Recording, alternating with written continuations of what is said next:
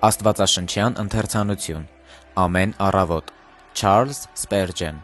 Նոյեմբերի 4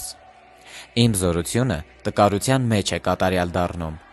Երկրորդ Կորինթացիների 12:9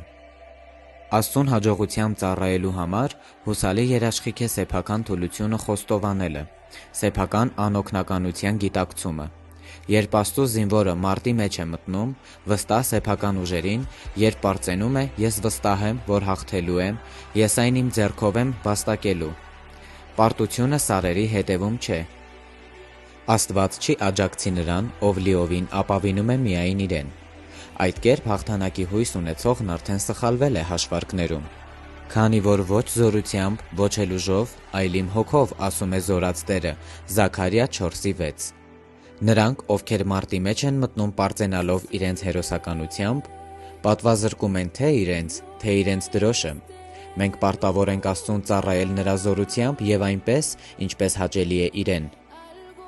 Հակառակ դեպքում նա չի ընդունի մեր ծառայությունը։ Այն ամենը, ինչ մենք անում ենք ինքներս, առանց աստվածային զորության աջակցության, Աստծուց չի բխում։ Երկրի պտուղները նա վճռականորեն կմերժի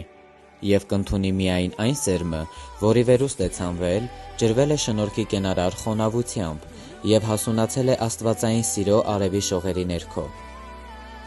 Նա նախ կմաքրի քո բոլոր ամբարները, մինչև դրանք ընտրյալ ցորենով լցնելը։ Նա քեզանից կհանի այն ամենը, ինչ քոնն է, և քեզ կլցնի նրանով, ինչ տալիս է քեզ։ Աստծո գետը ջրառատ է, բայց դրա ոչ մի կաթիլ չի բխում երկրային աղբյուրներից։ Աստված թույլ չի տա, որ մարտնչելով իր համար դուք օգտվեք սեփական ուժերից, այլ կօժտի ձեզ իր զորությամբ։ Քաջացեք, քանի որ նախ պետք է գա սեփական թուլության գիտակցումը, և միայն դրանից հետո Տերը ձեզ հաղթանակ կպարգևի։ Ձեր ներքին դատարկությունն անհրաժեշտ է նրա համար, որ Տերը ձեզ լցնի իր զորությամբ։ Երբ ես թույլ եմ, մեղավոր թափառական, այն ժամ ուժեղ եմ անխոս անկասկած, Քրիստոսը երգ է իմ հոգում տկար, շնորհքը վահանն է իմ պաշտպանության։